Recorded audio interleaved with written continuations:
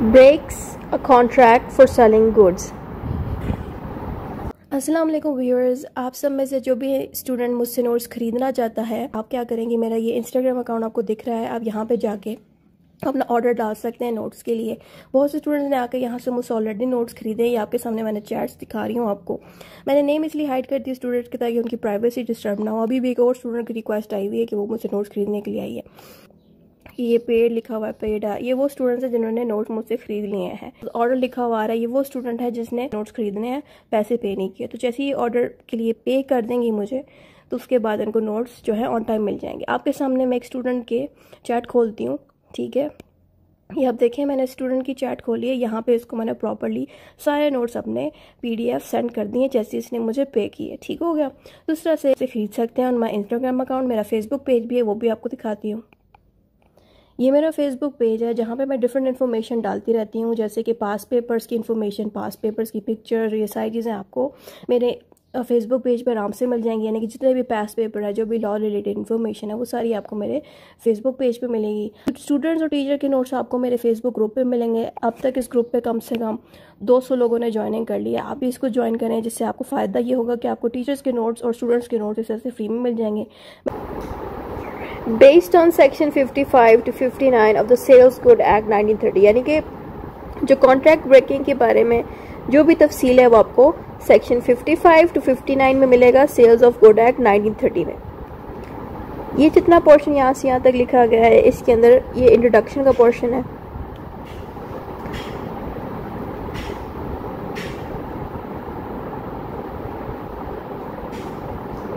When someone agrees to sell or buy something but does not keep their promise, it is called a breach of contract। यहाँ पे simply breach of contract को explain किया गया है। Breach of contract को अगर तफसीली से आप समझना चाहते हैं तो यहाँ पे एक आई का साइन शो होगा, उसमें मैंने कॉन्ट्रैक्ट रिलेटेड जितनी भी वीडियोस हैं डाली हुई हैं। और ब्रीच ऑफ कॉन्ट्रैक्ट यहाँ टॉप पे आपको शो हो रहा होगा, इस पर क्लिक करेंगे तो ब्रीच ऑफ कॉन्ट्रैक्ट की वीडियो प्ले हो जाएगी। तो ब्रीच ऑफ कॉन्ट्रैक्ट का मतलब है, ब्रीच को कहते हैं ब्रेकिंग। तो यहाँ पे कॉन्ट्रैक्ट ब्रेक हो रहा है, यानी कि अगर आपसे किसी ने कहा है कि आपको वो प्रोडक्ट देंगे, लेकिन फिर प्रोडक्ट देने का वादा किया और बाद में फिर वो प्रोडक्ट देने से इनकार कर दें, मुखर जाए अपने वादे से, तो उसको कहते हैं कि उन्होंने अपना कॉन्ट्रैक्ट तोड़ दिया, कॉन्ट्रैक्ट को ब्रीच कर दिया। तो यहाँ पे किस चीज़ का कॉन्ट्रैक्ट हो रहा है? सेल और बाय का। यानी कि एक इंसान जो सेलर है और एक बायर है, सेलर है, ये बायर है। बायर सेलर से कहता है मुझे प्रोडक्ट चाहिए, और बायर सेलर जो है इसको प्रोडक्ट देने का कहता है, बाद में फिर कहता है सेलर कि मैं तुम्हें प्रोडक्ट नहीं दूंगा। या फिर जो बायर है उसने कहा मैं पैसे दूंगा, लेकिन सेलर ने प्रोडक्ट भेज दी और बायर बाद में कहता है मैं पैसे नहीं दूंगा। दोनों में से कोई भी अगर मुखर जाए उस वादे से जो उनको पूरा करना चाहिए सेल परचेज के अंदर। सेल परचेज में क्या होता है? प्रोडक्ट को देना और दूसरी पार्टी को चाहिए कि वो उस प्रोडक्ट के पैसे दे, तो ये होता है कॉन्ट्रैक्ट।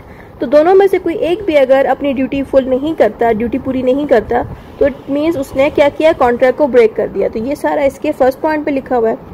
आगे लिखा है, in such cases the other person, the seller और the buyer can go to the court to ask for help. This is called a remedy.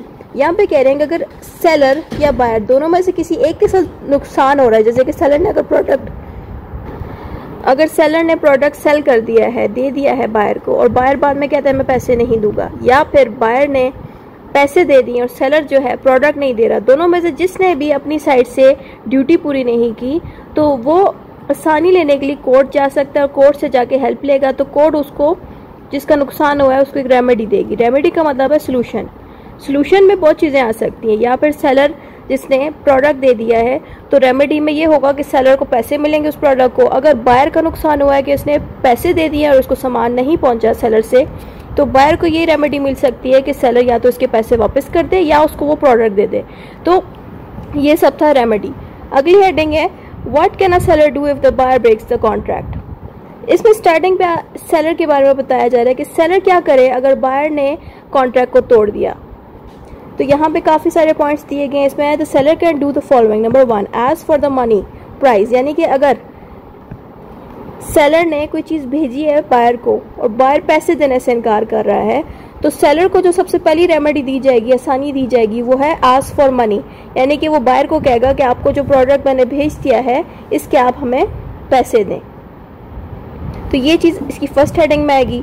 If the seller has given or is ready to give the goods to the buyer and the buyer doesn't pay, the seller can go to the court and ask for the payment.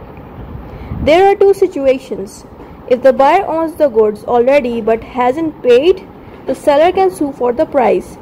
तो यहाँ पे उन्होंने कहा गया है कि seller ने अगर प्रोडक्ट सेल कर दिया है और उसको पैसे नहीं मिले तो वो कोर्ट से जाके मदद ले सकता है। लेकिन यहाँ पे भी दो चीज़ें आ जाती हैं।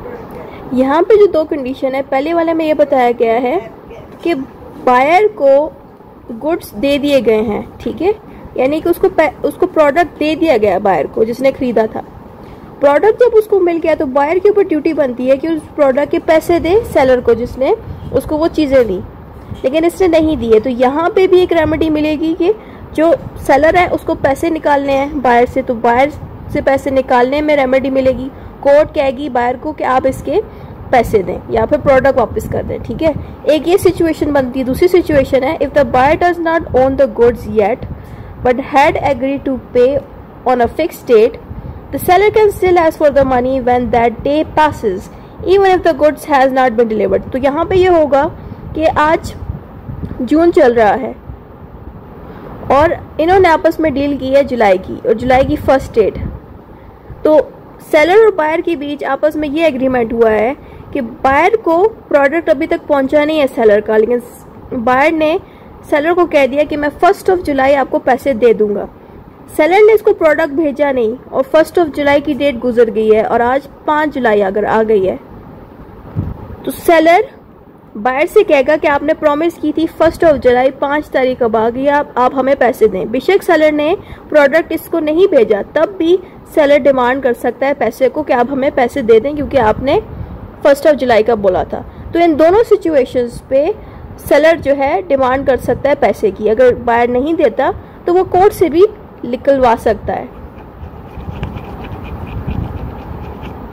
Next heading is as for damages. अब सेलर के पास दूसरी ऑप्शन है एज फॉर डैमेजेस, यानी कि मनी लॉस और loss of money if the buyer doesn't accept the goods. अब इसमें क्या होता है कि प्रोडक्ट भेज दिया जाता है बायर के एड्रेस पे, वहां पे जाके बायर कहता है अब मुझे ये प्रोडक्ट नहीं चाहिए, यानी कि जो डिलीवरी चार्जेस हो गए, जो भी इंतजाम करने हो गए सेलर के लिए कि इतनी मेहनत से इसने भेजी ये चीज़, आगे बायर एंड पे आके कहता है कि मुझे ये चीज़ नहीं चाहिए। तो यहाँ पे मनी लॉस किसका हो रहा है? सेलर का, क्योंकि इसने जो भी डिलीवरी चार्जेस पे पैसे लगाए हैं जिसकी वजह से अब अचानक बायर कहता है मैं नहीं दूंगा, मैं ये प्रोडक्ट नहीं लेना चाहता।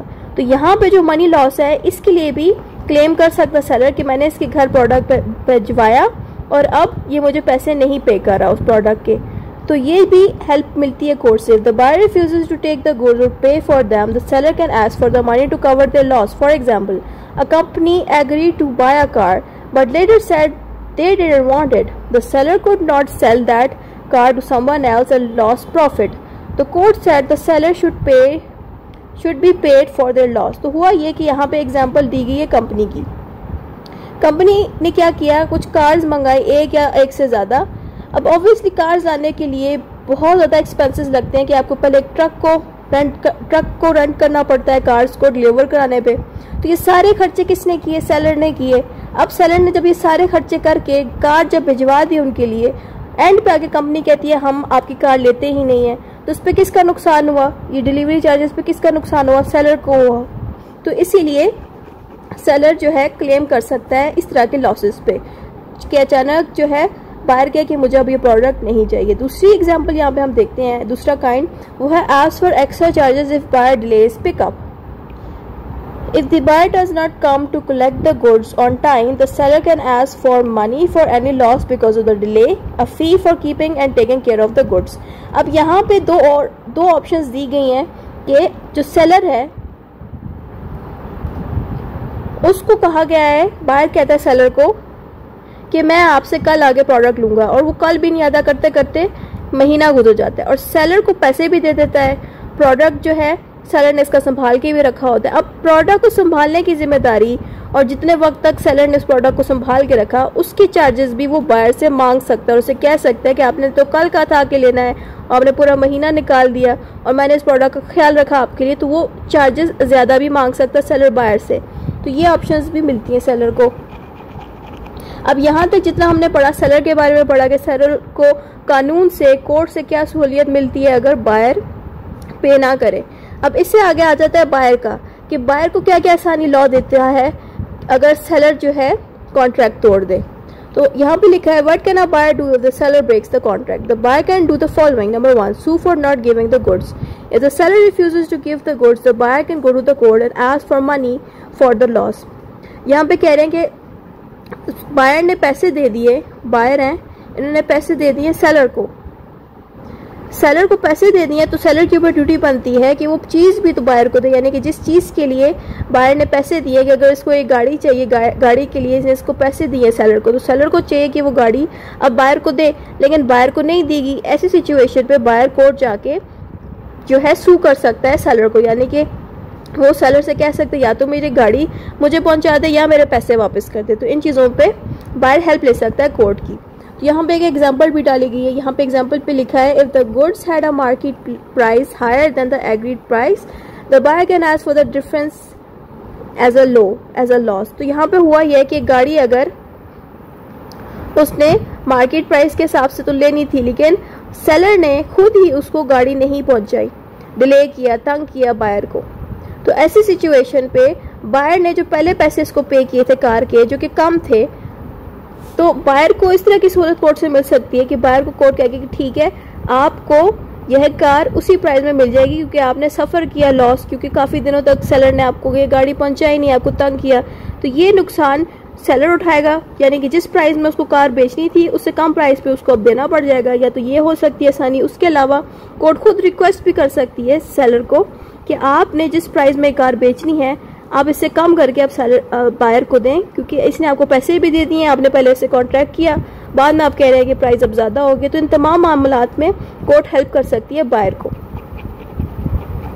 Next point is ask for money back. If the buyer already paid for the goods but didn't get them, they can ask for the seller to give the money back or return their money. तो यहाँ पे simple बात देखिए कि अगर buyer ने पैसे दे दिए हैं सेलर को और कहा है मेरा प्रोडक्ट अब मुझे दें, लेकिन सेलर ने प्रोडक्ट अगर नहीं दिया, तो बायर जो है डिमांड कर सकता है सेलर से कि फिर मेरे पैसे वापस कर दो, रिटर्न माई मनी बैक। तो अगर ये खुद नहीं देता तो फिर बायर क्या करेगा, कोर्ट ले जाएगा इसको और कोर्ट से जाके इससे अपने पैसे निकलवाएगा। तो ये जो है ऑप्शन हमें लॉ ने दिया। अगली हेडिंग है ask the court to force the seller to give the goods specific performance. यहाँ पे स्पेसिफिक परफॉर्मेंस क्या होती है उसके लिए ऊपर मैंने अलग से वीडियो बनाई है, आप जाके देखें। यहाँ पे टॉप पे आपको आई का साइन शो हो रहा है, उस पर स्पेसिफिक परफॉर्मेंस की वीडियो लिंक लगी हुई है। वहाँ पे जैसे आप क्लिक करेंगे इस पर तो स्पेसिफिक परफॉर्मेंस की वीडियो प्ले होगी। तो स्पेसिफिक परफॉर्मेंस शॉर्टली एक्सप्लेन कर देती हूँ कि आप दोनों के बीच, यानी कि जो बायर है और सेलर है, उनके बीच एक डिसीजन बना गया है, यानी कि बायर को पैसे देने हैं 1 लाख रुपए किसी चीज़ के लिए। सपोज कोई फ़ोन ले रहा है बायर सेलर से और उसकी प्राइस है 1 लाख रुपीज़। अब सेलर की ड्यूटी बनती है कि अब पैसे इसने दे दिए तो ये इसको फ़ोन दे। यहाँ पे क्या कर रहा है सेलर कि इसको फ़ोन नहीं दे रहा, तो फ़ोन नहीं देना मीन्स कि ये अपनी ड्यूटी नहीं परफॉर्म कर रहा। तो जो बायर है वो कोर्ट जाएगा और कोर्ट से कहेगा कि आप सेलर को कहें कि ये अपना फ़ोन अब मुझे दे दें क्योंकि मैंने इसको पैसे पे कर दिए हैं। तो कोर्ट क्या करेगी, सेलर से कहेगी कि आपने स्पेसिफिक परफॉर्मेंस को कंटिन्यू करना है, यानी कि आपको पैसे अब मिल गए हैं तो आपको चाहिए कि अब आप इसको फ़ोन दें। ज़रूरी नहीं है सेलर इस तरह करे, क्या पता सेलर फ़ोन दे दे और बायर पैसे ना दे, तो सेलर भी इसको ले जा सकता है कोर्ट और कह सकता है कि बायर ने पैसे भी नहीं दिए और फ़ोन भी ले लिया है, तो इसको चाहिए कि वो मुझे इस फ़ोन के पैसे दे। तो दोनों में से कोई भी पार्टी एक दूसरे के ऊपर स्पेसिफिक परफॉर्मेंस का केस कर सकती है कोर्ट ले जाके, जो कि ये एक ऐसा केस है, यानी कि ये एक ऐसी रेमेडी है स्पेसिफिक परफॉर्मेंस की कि अगला बंदा अगर वो चीज़ नहीं करा जो उसको करनी चाहिए, जो उसको ड्यूटी पूरी करनी चाहिए, अगर वो ना करे तो कोर्ट की हेल्प लेके उससे आप वो काम करवा सकते हैं। इसको कहते हैं specific performance. Sue for breaking a condition. तो यहाँ पे बताया गया है कि अगर कोई कंडीशन ब्रेक हो रही है उसके लिए सू किया जा सकता है। अब यहाँ पे कौन सी कंडीशन हो रही है, a condition is an important promise in the contract if the seller breaks this the buyer can reject the goods and not accept it. अब कंडीशन क्या होती है, कंडीशन के लिए दूसरी वीडियो देखें कंडीशन एंड वारंटी की, यहाँ पे एक आई का साइन शो होगा, उसमें मैंने कंडीशन एंड वारंटी को तफसील से बताया, वहाँ पे आपको कंडीशन एंड वारंटी सही से समझ आएगा। इस वीडियो में मैं शॉर्टली बताती हूँ कंडीशन क्या होता है। कंडीशन मीन कि अगर आप गाड़ी रेड कलर की लेना चाहते हैं, रेड कार लेना चाहते हैं और आपको सेलर जो है ब्लू कार दे देता है, ब्लू कार दे देता है, आप क्या एक्सेप्ट करेंगे? नहीं करेंगे, क्योंकि आपने रेड पसंद की थी। रेड क्या हुई, आपकी कंडीशन हुई। तो अगर आपको सेलर जो है ब्लू वाली कार देता है, पैसे वो आपसे उतने ही मांगेगा जितनी रेड कार की है, और ब्लू आपकी पसंद की कार थी ही नहीं, तो आप क्या करेंगे, या तो उस प्रोडक्ट को वापस कर देंगे और वापस अपने पैसे ले लेंगे, या उस प्रोडक्ट को एक्सेप्ट कर लें, या आपकी अपनी मर्जी है। लेकिन कंडीशन में क्या होता है कि आप कि अगर कंडीशन फुलफिल नहीं हो रही रेड कार की, तो आप जाहिर बात है उस कार को एक्सेप्ट नहीं करेंगे। तो इसमें लिखा है रिजेक्ट द गुड्स। गुड्स क्या चीज़ है, वो कार, वो प्रोडक्ट जिसको आपने खरीदना था और वो वैसा नहीं निकला, ठीक है, और आप एक्सेप्ट ही ना करें, उस चीज़ को रिजेक्ट कर दें क्योंकि आपकी कंडीशन फुलफिल नहीं हुई, ठीक है। तो इसको क्या कहते हैं, ब्रेकिंग द कंडीशन। उसके अलावा but the buyer car reject the goods if they accept the goods anyway, यानी कि अगर आपने खुद ही एक्सेप्ट किया था उस प्रोडक्ट को, बेशक वो आपके कंडीशन का नहीं, यानी कि आपने रेड कार की जगह उसने आपको ब्लू भेज दी है और ब्लू कार के बाद आप आगे से कुछ बोले नहीं और आपने उसको एक्सेप्ट कर लिया, तो ऐसी सिचुएशन पे आप उस बंदे को कोर्ट में नहीं ले जा सकते। कोर्ट क्या किया, आपने खुद ही एक्सेप्ट किया था, तो हम आप क्या मदद करेंगे। इसीलिए अगर आप रिजेक्ट करते हैं और कंडीशन आपके अकॉर्डिंग नहीं है, तभी आप कोर्ट लेके जाएंगे। अगर वो एक्सेप्ट हो गई और तब आप कोर्ट लेके गए, तो फिर आपके खिलाफ ही कोर्ट बोलेगी कि आपने पहले एक्सेप्ट क्यों किया था। तो यहाँ पे वही बात देखिए, अगर आपने खुद ही एक्सेप्ट कर लिया है तो आपको कोर्ट फिर मदद नहीं करेगी। उसके अलावा the goods are special and already belong to the buyer. तो यहाँ पे बताया जाए कि जो चीज़ आपने मांगी थी वो आपके लिए, खासतौर पर अगर उस बंदे ने डिज़ाइन किया, सेलर ने सिर्फ आपके लिए कोई प्रोडक्ट डिज़ाइन किया है, तब भी आप जो है नहीं कोर्ट लेके जा सकते। मिसाल के तौर पर आप कोई ग्लास का बहुत ही खूबसूरत डिज़ाइन किसी सेलर से बनवा रहे हैं और वो सेलर ने सिर्फ आपके लिए उस डिज़ाइन को बनाया, तो ऐसी सिचुएशन में भी आप उस बंदे को कोर्ट नहीं लेके जा सकते। उसके अलावा the buyer chooses to treat the broken condition as a smaller promise warranty. अगर आपकी कंडीशन ब्रेक भी हो जाती है, आप कहते हो कि ठीक है मुझे ब्लू कार इसने भेज दी है, ब्रेड की जगह ब्लू कार भेज दी है, चलो ये कोई बड़ी मसला नहीं है, मैं ब्लू कार से भी गुजारा कर लेता हूँ। अगर बायर खुद ही इस चीज़ को एक्सेप्ट कर लेता है कि ठीक है कि ये कोई बड़ा मसला नहीं है, तो ऐसी सिचुएशन पे भी आपको कोर्ट मदद नहीं करेगी, क्योंकि एज अ वारंटी, एंड पे वारंटी का नाम इसलिए दिया गया, क्या पता बायर को वो कार नहीं मिली, इसने हल्का सा कह दिया उस सेलर को कि मुझे आपने रेड कार नहीं भेजी, ब्लू भेज दी, तो सेलर ने कॉम्प्रोमाइज़ कर लिया बायर के साथ, उसको कहा कि ठीक है आप हमसे ब्लू कार ही रख लें, लेकिन हम आपको थोड़ी सी फैसिलिटीज़ देंगे इसकी, हम अगर गाड़ी आपकी 2 साल में ख़राब होगी तो हम फ्री में रिपेयर कर देंगे। तो यहाँ पे अगर दोनों के बीच किसी टाइप की अगर एडजस्टमेंट होगी है, तो बाद में बायर कोर्ट में इसको नहीं लेके जा सकता, ठीक है। यानी कि आपस में दोनों ने कोई एडजस्टमेंट कर लिया, तो फिर बाद में कोर्ट आप उसके खिलाफ नहीं जा सकते। यहाँ पे एग्जाम्पल भी दी गई है, if a person bought a painting thinking it was made by a famous artist, later they found out it wasn't, but because they had accepted the painting years ago they couldn't return it। तो यहाँ पे ये बताया गया है कि एक बंदा पेंटिंग लेने गया है और उसको लग रहा था कि ये किसी मशहूर बंदे ने बनाई है। अब काफ़ी सालों से उस बंदे ने इस पेंटिंग को अपने घर में रखा और कई सालों बाद उसको पता चला कि ये पेंटिंग तो उस मशहूर बंदे ने बनाई ही नहीं थी। तो अब यहाँ पे इतने साल गुजर गए और उस बंदे ने ऑलरेडी इस पेंटिंग को एक्सेप्ट कर लिया था, तो ऐसी सिचुएशन पे वो आप कोर्ट नहीं लेके जा सकते क्योंकि उसने एक्सेप्ट किया था। यहाँ पे रूल्स तब अप्लाई होते हैं, तभी आप उसको कोर्ट लेके जा सकते हो जब जो प्रोडक्ट है उसके ऊपर आप फ़ौरन एक्शन लो, यानी कि जिस दिन आप खरीदो उसी दिन ही अगर आप वापस करा लेते हो, एक्शन ले लेते हो, तब कोर्ट मदद करेगी। जब आप एक प्रोडक्ट को एक्सेप्ट कर चुके हो, यूज़ कर चुके हो, उसके बाद आप नहीं कोर्ट जा सकते, ना ही उस बंदे को लेके जा सकते हो जब आपका प्रोडक्ट आपने खुद ही एक्सेप्ट किया था। अब next is sue for breaking a warranty. अब यहाँ पे अगर वारंटी ब्रेक हो रही है उसमें आप सू कर सकते हो। यहाँ पे लिखा है warranty is a smaller promise, if is broken the buyer can as to reduce the price as for damages money loss. तो यहाँ पे क्या हो रहा है कि वारंटी जो दी गई थी, वारंटी के आपसे उसने बंदे ने वादा किया सेलर ने। अब वारंटी क्या होती है उसके लिए आप प्रॉपर्ली मेरी वो वीडियो देखें जो यहाँ पे आई का साइन शो होगा, उसमें मैंने वारंटी को भी एक्सप्लेन किया हुआ है। अब वारंटी का मतलब आसान अल्फाज में बताऊँ कि अगर आप कोई प्रोडक्ट खरीदने जाते हैं तो उसके साथ लिखा हुआ आता है कि 6 मंथ्स वारंटी। फ्रिज के साथ 10 साल की वारंटी आती है। तो जो भी प्रोडक्ट आप लेते हैं उसके साथ वारंटी इसलिए दी जाती है ताकि उस टाइम पीरियड के अंदर जिस दुकान से आपने खरीदा है उस दुकान के अंदर जो प्रोडक्ट होता है उसके साथ अगर वारंटी लिखा है 6 मंथ्स का, तो उस 6 मंथ्स के अंदर अगर वो प्रोडक्ट खराब हो गया तब उसी दुकान के अंदर वापस जाके उस प्रोडक्ट को फ्री में ठीक करा सकते हैं। लेकिन उसकी शर्त ये है कि टाइम पीरियड के अंदर वो ख़राब हुआ हो, यानी कि 6 मंथ्स का अगर टाइम पीरियड है तो 5 मंथ के अंदर अगर ख़राब हुआ हो तो वो आपको हेल्प करेगी। और साथ में आपके पास एक वारंटी कार्ड या वारंटी पेपर्स होने चाहिए, यानी कि एक डॉक्यूमेंट होना चाहिए जो कि आपको प्रोडक्ट के खरीदने के दौरान ही मिल जाता है, जो कि वारंटी पेपर होता है। अब यहाँ पे वारंटी ब्रेकिंग की बात इसलिए की जा रही है कि जिन लोगों ने प्रोडक्ट आपको दिया उन्होंने कहा कि इसके साथ 2 साल की वारंटी है, बाद में आपको पता चला कि इसके साथ तो वारंटी है ही नहीं, यानी कि उन्होंने वारंटी को ब्रेक कर दिया। ठीक है, तो ऐसी सिचुएशन पे आप क्या कर सकते हैं? आप कर ये सकते हैं कि आप उस प्रोडक्ट की प्राइस रिड्यूस करवा सकते हैं। जब आपको पता चले कि इसकी तो वारंटी ही नहीं है तो आप उनसे एक इस तरह का क्लेम कर सकते हैं। अगर वो खुद नहीं करते तो आप उन बंदों को कोर्ट भी लेके जा सकते हैं, कोर्ट भी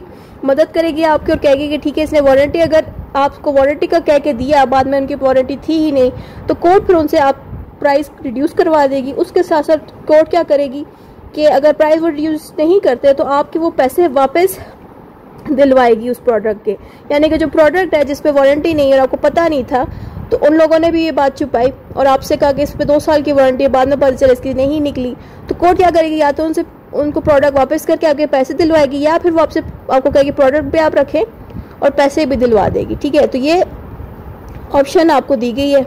उसके अलावा auction sale, when goods are sold in public as bidding और by bidding। अब यहाँ पे ऑक्शन सेल आ गया। ऑक्शन सेल को मतलब है कि ऐसे प्रोडक्ट जिसको बिडिंग के थ्रू सेल किया जाए, यानी कि एक प्रोडक्ट को रख दिया जाता है और लोगों को कहते हैं कि इसकी आप हाई प्राइस बताएं। तो बहुत से बंदे इस तरह से बैठे होते हैं और हर बंदा अपनी अपनी प्राइस बता रहा होता है। एक कहता है कि मैं इस प्रोडक्ट के 1 लाख दूंगा, दूसरा उससे ज़्यादा बताएगा 2 लाख कर देगा, कोई 1 करोड़ पे चला जाएगा। ऐसा करते करते जिसके सबसे ज़्यादा प्राइस जो बताएगा उसको वो प्रोडक्ट मिल जाएगा। तो यहाँ पे इसको हम ऑक्शन कहते हैं। अब ऑक्शन के बारे में भी क्या क्या चीज़ें लिखी गई हैं वो अब हम देखते हैं। What is an auction? An auction is a public event where goods are sold to the person who offers the most money. This person is called the higher bidder. यानी कि इसमें क्या होता है कि ऑक्शन सेल में होता है कि एक प्रोडक्ट को रख दिया जाता है और ये पब्लिकली होता है। इसमें मतलब ये नहीं तो प्राइवेटली छुपा के किया जाए, बल्कि इसमें बहुत से लोग पब्लिकली आ जाते हैं, बैठ जाते हैं और अपनी अपनी प्राइस बताते रहते हैं कि मैं इस प्रोडक्ट के कितने प्राइस दूंगा। तो जो इंसान सबसे हाईएस्ट प्राइस देगा इस प्रोडक्ट को तो उसको हम कहेंगे हायर बिडर, यानी कि जिसने हाईएस्ट प्राइस इसकी मांगी है ना, कि मैं कहता हूँ कि सपोज ये एक लड़का ये कहता है कि मैं इस प्रोडक्ट के 1 करोड़ दूंगा, बाकी उन्हें लाखों में बताए थे, बट ये वाहिद था जो 1 करोड़ तक गया और कोई भी इंसान लाख तक तो इस प्रोडक्ट के नहीं देना चाहता, सिर्फ यही दे रहा है, तो फिर इसी को ही ये प्रोडक्ट 1 करोड़ में मिलेगा। तो ये बंदा कौन हुआ? हायर बिडर हुआ। ठीक है, अब आगे हम पढ़ते हैं who is the auctioneers. An auctioneers is a person who runs the auction. ये वो बंदे होते हैं जो उस प्रोडक्ट को लाते हैं लोगों के आगे, जो बिडिंग करते हैं। बिडिंग वो करते हैं जो कहते हैं कि ठीक है ये प्रोडक्ट मैं इतने पैसों को दूंगा, दूसरा उससे ज़्यादा प्राइस देगा, वो सारे बिडर्स होंगे। लेकिन जो बंदा प्रोडक्ट को लेके आएगा उसको हम ऑक्शनर कहेंगे। He is like a helper for the seller and also helps make the sale final by calling out bids। तो ये क्या करता है? सेल करने में बहुत मदद करता है ये ऑक्शनर, यानी कि उस प्रोडक्ट को रख देता है, जो भी बंदा हाईएस्ट बिड देगा उसको ये सेल कर देता है प्रोडक्ट। इससे क्या होता है कि जितने भी प्रोडक्ट्स हैं इस तरह वो बेचता जाता है हाईएस्ट प्राइस में। आगे लिखा हुआ है what are the auctions rule. These rules are from section 64 of the Sales Act, यानी कि जो सेल्स एक्ट का सेक्शन 64 है उसके अंदर हमें ऑक्शंस के रूल्स बताए जाते हैं। तो पहला हमारे पास रूल है if goods are sold in parts called as lots each part is treated as a separate sale. तो यहाँ पे क्या होता है ऑक्शन में कि अगर एक प्रोडक्ट को सेल किया जा रहा है, बेशक वो प्रोडक्ट बहुत सारे इकट्ठे हों, लेकिन अगर सेल अलग अलग किए जा रहे हैं तो इट मीन्स वो पार्ट्स में सेल हो रहे हैं। ये चीज़ें हमें सेक्शन 64 में बताई गई है। उसके साथ साथ ये भी बताया गया है a sale is complete when the auctioneer says sold और ड्रॉप्स द हैमर। अब बहुत से लोग बिडिंग कर रहे हैं, हर बंदा अपनी अपनी प्राइस बता रहा है। एक बंदा जिसने सबसे हाईएस्ट प्राइस बताई है उस प्रोडक्ट की, यानी कि सब लोग प्राइस बता रहे हैं उस प्रोडक्ट की, एक कहता है 1 लाख, फिर वो उससे ऊपर जा रहा है, फिर जो सबसे हाईएस्ट जिसने बताया ना, जैसी ऑक्शनर को पता चला कि इसने हाईएस्ट बताई है तो ऑक्शनर वेट करेगा और कहेगा किसी और को और हाई बतानी है प्राइस। जब कोई और नहीं बताएगा तो ऑक्शनर वहाँ पे जाके मुंह से बोल देगा सोल्ड, या फिर वो अपना हैमर गिरा देगा। तो हैमर गिराने से पता चल जाएगा कि ऑक्शन कंप्लीट हो गई है, अब ये प्रोडक्ट उस बंदे को मिल गया है जिसने सबसे हाईएस्ट प्राइस बताई थी। तो ये हमें सेक्शन 64 बताता है। Until the sale is final, the bidder can change their mind। यहाँ पे कह रहे हैं कि जब तक कि वो प्रोडक्ट प्रॉपर्ली सेल नहीं होता, दिया नहीं जाता, तब तक चांस होता है बिडर के पास इस चीज़ को रोकने से। यानी कि जिस बिडर ने सबसे हाईएस्ट प्राइस बताई थी, जिसको मिलने लगा है वो प्रोडक्ट, और अब इसको ये पैसे देने हैं, हाईएस्ट प्राइस के पैसे देने हैं जितने इसने बिडिंग पे लगाए हैं। यानी कि ये कह रहा है ना कि मुझे 1 करोड़ रुपए में ये प्रोडक्ट चाहिए, बाकी उन्हें लाखों में बताई थी, तो इसकी बिडिंग सबसे हाई थी, अब ये प्रोडक्ट इसको मिलेगा। लेकिन देने से पहले भी इसको एक बार पूछा जाएगा कि क्या आपको ये प्रोडक्ट चाहिए कि नहीं चाहिए, माइंड वो चेंज करना चाहता है कि नहीं। तो ये भी ऑप्शन दी जाती है सेक्शन 64 में। उसके अलावा द सेलर और someone helping the seller can not place fake bids to increase the price unless there is a clearly told to every. तो यहाँ पे कह रहे हैं कि सेलर खुद प्राइस नहीं बढ़ाएगा, बल्कि बिड्स जो लगाए जा रहे हैं, यानी कि जो लोग प्राइस बता रहे हैं अपनी अपनी, वही बता सकते हैं, ठीक है। तो जो ऑक्शनर है, जो प्रोडक्ट को सेल कर रहा है, वो सिर्फ यही कह सकता है कि किसी को ये प्रोडक्ट मज़ीद इसकी प्राइस बढ़ानी है कि नहीं। तो इस तरह से यहाँ पे बिडिंग होगी। उसके अलावा if someone places fake bids to fool others the buyer can cancel the sale. तो यहाँ पे क्या होता है कि बायर को अगर पता चल गया कि बाकी लोग जो बिडिंग कर रहे हैं, जो कह रहा है कि ये मैं 1 लाख में दूंगा, दूसरा कह रहा है मैं ये 10 लाख में दूंगा, और वो इंसान जब सारों की बातें सुन रहा है और खुद अपनी बिडिंग भी लगा रहा है कि मैं 1 करोड़ में दूंगा, और जब वो बिडिंग कर रहा है उसको अगर फील हो गया कि ये लोग जो बिडिंग कर रहे हैं, इन लोगों के पास पैसे ही नहीं है, ये लोग बैकग्राउंड पीपल हैं, इनके पास पैसे कहाँ से है, जब उसको ये चीज़ का शक हो गया कि मेरे आसपास जो लोग हैं वो नॉर्मल लोग हैं, वो इतनी महंगी चीज़ अफोर्ड ही नहीं कर सकते, तो ऐसे सिचुएशन पे ये बायर जो है उस बिडिंग को रोक सकता है और उधर से बाहर निकल सकता है, ठीक है। तो यहाँ पे ये बात भी बताई जा रही है कि अगर कहीं पे फेक बिडिंग हो रही है, नकली चीज़ें हैं, नकली प्रोडक्ट्स हैं, और जो लोग हैं वो भी जेन्युइन नहीं है, तो वहाँ पे बिडिंग को रोका भी जा सकता है। If someone place fake bids to fool others the buyer can cancel this sale. यानी कि जो बायर है वो खुद ही कैंसिल कर सकता है अगर उसको फूल किया जा रहा हो, फेक लोग वहाँ पे मौजूद हो, फेक प्रोडक्ट हो, ठीक है। तो auction can help reserve price. This means the item won't be sold unless the bid reaches a certain minimum amount. यहाँ पे ये बताया जा रहा है कि एक प्राइस को रिजर्व किया जा रहा है, यानी कि एक प्रोडक्ट है उसकी एक प्राइस फिक्स की गई है, ठीक है। अब बाकी लोगों को बताया गया है कि अगर आप ये इस प्राइस में ले सकते हैं तो बताया, दूसरा आप फिर उसी प्राइस तक पहुँचते अब यहाँ पे मिसाल के तौर पे प्रोडक्ट 1 करोड़ रुपए का है, और एक बंदा कहता है कि मैं मैक्सिमम इसके सिर्फ 50 लाख दूंगा, दूसरा कहता है कि मैं 70। तो यानी कि 1 करोड़ से कम भी अगर वो प्राइस बता रहे हैं, करते करते कुछ लोग 1 करोड़ से ऊपर चले गए हैं। तो बिडिंग में एक प्राइस फिक्स की जाती है, लेकिन अब वो लोगों के ऊपर है, कुछ लोग कम देना चाह रहे होते हैं और कुछ लोग उससे ज़्यादा देना चाहते हैं। तो नॉर्मली क्या होता है कि जो सबसे हाईएस्ट बिड लगाता है, इसकी हाईएस्ट प्राइस लगाता है, उसी को ये प्रोडक्ट मिल जाता है। लेकिन अगर वो हाईएस्ट नहीं देना चाहता, तो जितनी इसकी प्राइस मैक्सिमम फिक्स की जाती है तो उतने पे भी मिल जाते हैं। यानी कि 1 करोड़ का प्रोडक्ट है तो कई लोग 10 करोड़ उससे भी ज़्यादा देने को तैयार रहते हैं, लेकिन अगर वो इतना नहीं देना चाहते तो 1 करोड़ के आसपास, यानी कि 70 लाख 80 लाख के दरमियान भी अगर कोई बिड करता तब भी उसको दे दी जाती है। तो एक प्राइस हमेशा रिजर्व रहती है इन प्रोडक्ट की, यानी कि एक फिक्स रहती है इनकी प्रोडक्ट की price. After a contract is made, if taxes go up और down the seller can add और रिड्यूस द प्राइस। यहाँ पे कहते हैं कि अगर प्रोडक्ट आप बेच रहे हैं उस पर टैक्स लगा हुआ है, तो उस टैक्स के अकॉर्डिंग भी जो बायर है वो अपने प्राइस बता सकता है। यानी कि उसको जो पता होगा कि इस पर मैं अगर ये प्रोडक्ट 1 करोड़ का ले रहा हूँ और इस पर इतना टैक्स लग रहा है, तो उस हिसाब से वो बिडिंग कर सकता है। तो ये चीज़ें हमें सेक्शन 64 बता रहा है ऑफ द सेल्स एक्ट। आगे आता है टाइप्स ऑफ ऑक्शन। अब किस किस टाइप के ऑक्शन मौजूद है? पहले है without reserve auction. The item is sold to the highest bidder no matter how low the bid is. तो यहाँ पे कह रहे हैं कि जो प्राइस है प्रोडक्ट का वो बेशक कम है, लेकिन उसको ऑक्शन में अक्सर हाईएस्ट प्राइस में भेजा जाता है, और कई दफ़ा ये जो प्राइस है वो रिजर्व नहीं की जाती। कुछ लोग कहते हैं कि ठीक है इस पर आप 10,000 का ये प्रोडक्ट करते हैं, कुछ कहते हैं कि 20 का, इसमें कोई फिक्स प्राइस नहीं बताई जा रही। तो इसको फिर वो कहते हैं कि हाईएस्ट प्राइस जितनी भी लगाई जाए उस पर बेच दें। तो ये वो वाली प्राइस होती है, ये वो वाला ऑक्शन होता है जो कि विदाउट रिजर्व होता है। एक है विद रिजर्व, ये है the item won't be sold unless a certain price is reached. तो अब पहले वाले ऑप्शन में और इसमें फ़र्क ये है कि इसमें वो कहते हैं कि कोई भी प्राइस लगा दो हाईएस्ट, जो भी उनको सूटेबल लग रही है, कहते हैं ठीक है बस इसमें बेच दो।